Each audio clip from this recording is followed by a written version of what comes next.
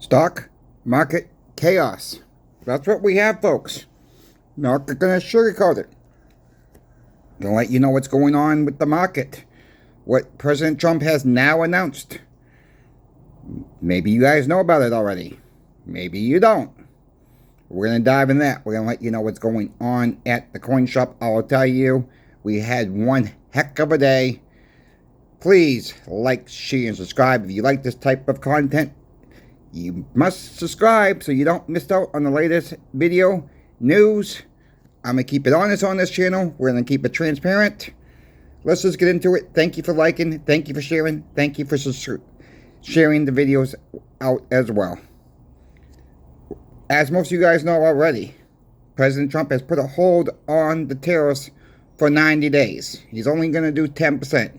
But China we're going to hit China with 125% tariffs now. Well, call it as you wish, call it as you may, agree with Trump, don't agree with Trump. We get most of our products from China. We don't get everything from China. Is this a good thing? Is this a bad thing? I'm going to let you guys decide yourselves. Some news out of Amazon, though. Apparently, Amazon has canceled large orders from China, including beach chairs, scooters, air conditioners.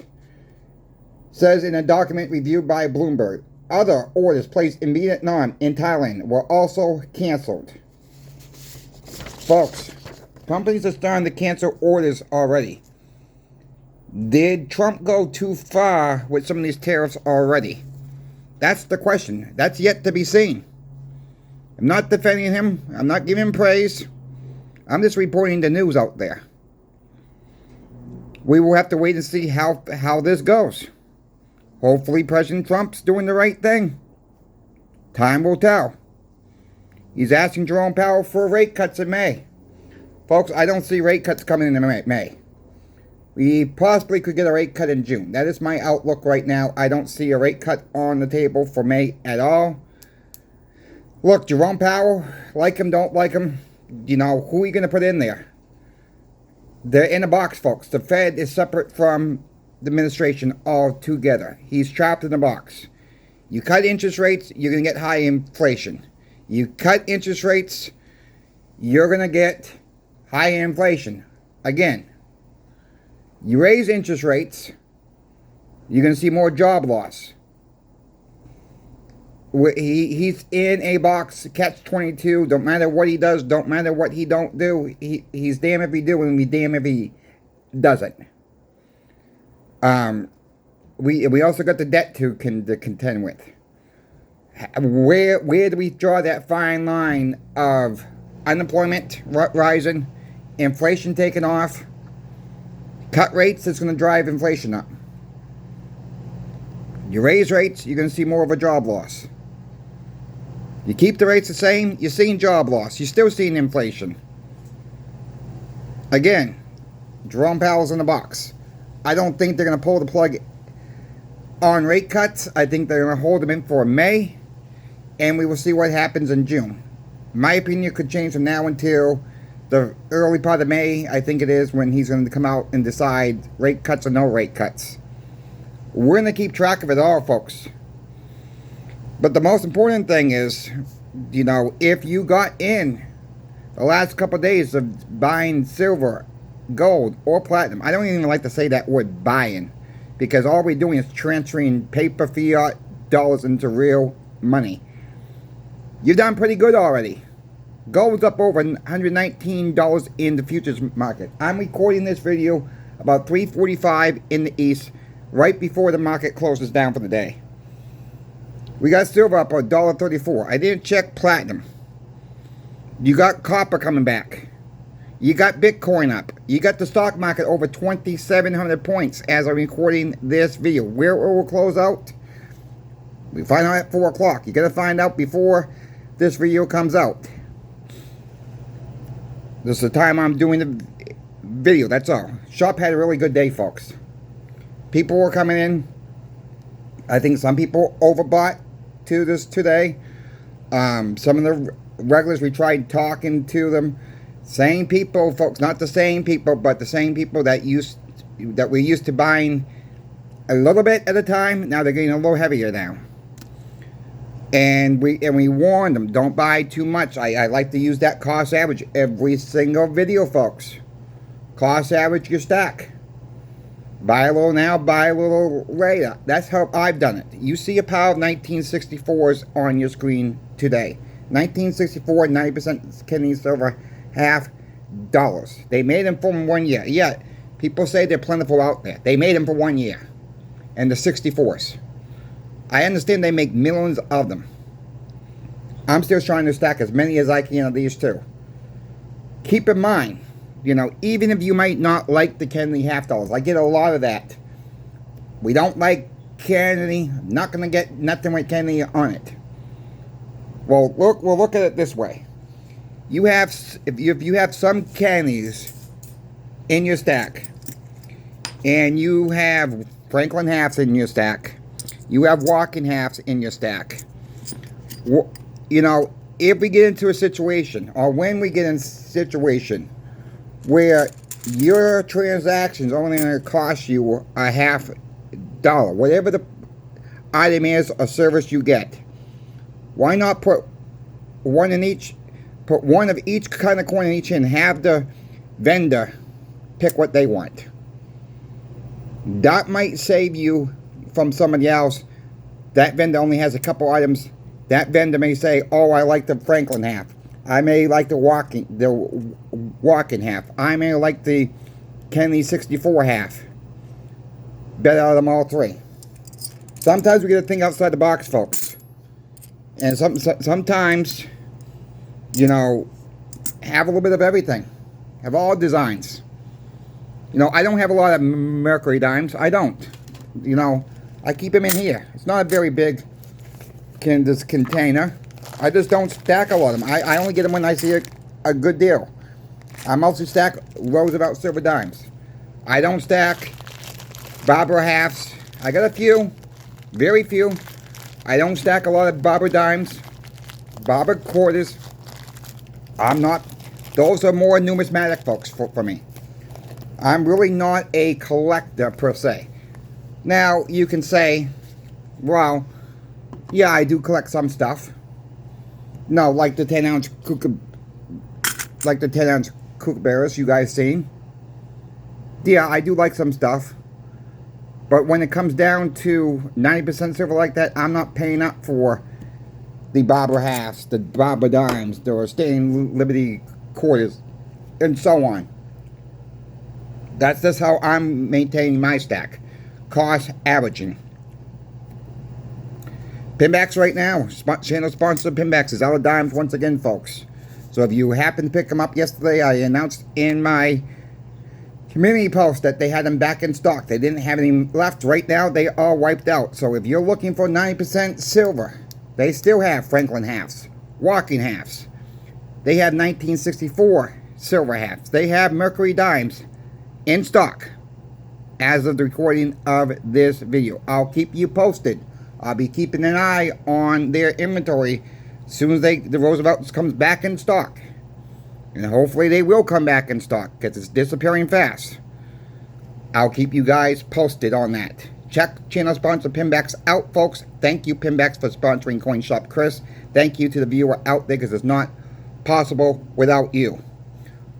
What else is going on in the coin shop? We are very low right now on 1964 half dollars, folks.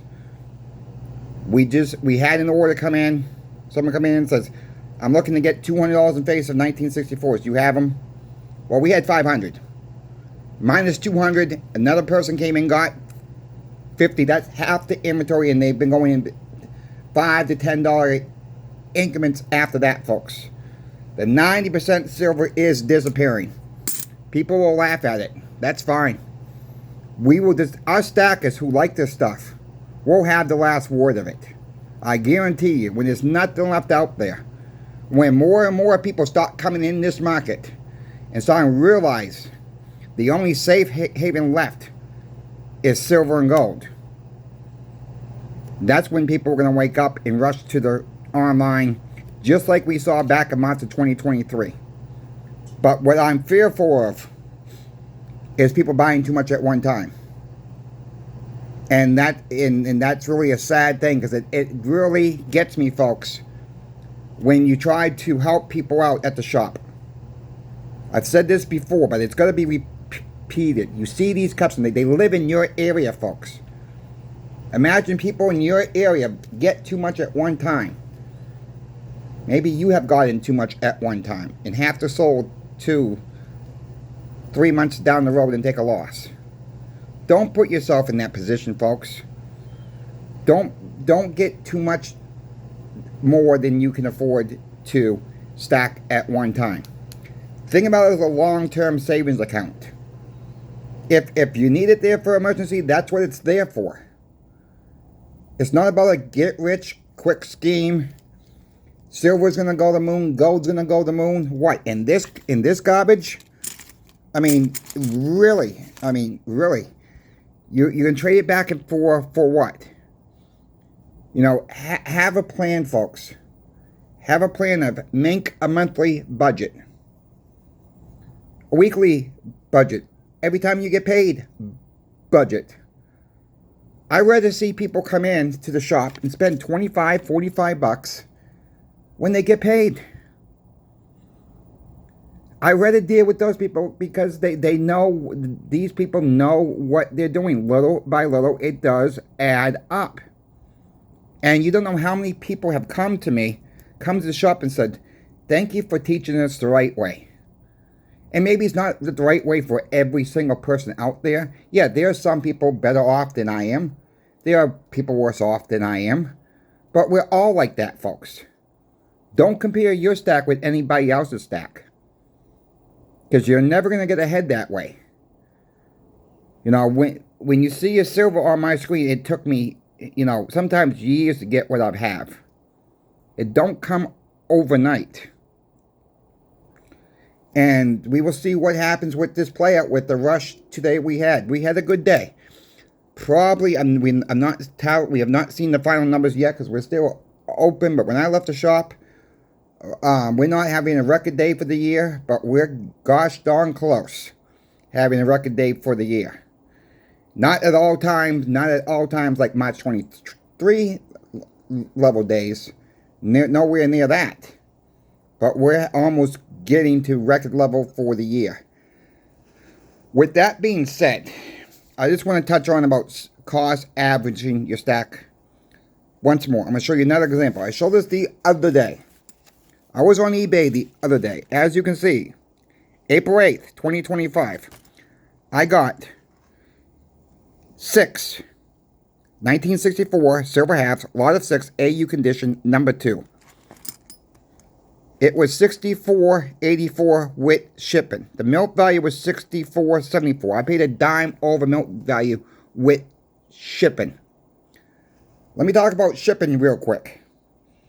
How I base my offer, folks, is I try to get it close to milk value as possible. Shipping means nothing in the long run of things if you can get it, especially when you're dealing with eBay. It means nothing. The shipping means nothing. Make your offers accordingly. Now, just the other day, I told you folks about the woman who was trying to sell a 1964 silver half for $2,500. There's no way it was worth that. She wanted $871 to ship it, the gosh darn thing, too. On a $2,500 so-called sale, right? I offered her $2. Somebody in the comment section apparently didn't hear me say she wanted $2,500. The comment read, well, that half is worth more than $2. Well, my reply to that comment, you're absolutely right. But did you actually listen to what I said? She wanted $2,500 for it, plus $871 to ship it. And, you know, when I told another story back, you know, I'm going to repeat the story very fast for you folks. This was about maybe a year and a half ago, whenever it was. Another lady that I found out later, it was a lady. She listed 2 rolls of Franklins for 99 cents, starting bid. I offered her $100 a roll. At that time, those Franklin halves were worth about $200. At that time, I offered her $100 each. Never in thought in my wildest dreams she would take the offer. She took the offer. She shipped them. Couple weeks later, comes back. I want my coins back. Sorry, hon. Not going to give you your coins back. You sold them. You shipped them. Case closed. Hasta la vista. I'm going to call eBay. Well, I called eBay to make sure I'm in the right. eBay said she accepted the offer. She shipped them. Case closed. There's no case here. And people would say, I'll rip her off. She took the offer. When someone takes the offer, ships it, it's a done deal, folks. It don't matter if I knew what those coins were worth. That don't matter. But we can get people on here, can charge $2,500 for a thing, and somebody else is going to back up the seller on that point. Misinterpreted whatever I said. If you're going to sell on eBay, this is not financial advice, but I'm going to call it some kind of advice. Be sure to know what you're selling. You know, because it could have been anybody. What if now the woman that took the offer for $100? In my mind, I'm going to be perfectly honest with you. What if she taken 90 for them? What if she took an 84 for them?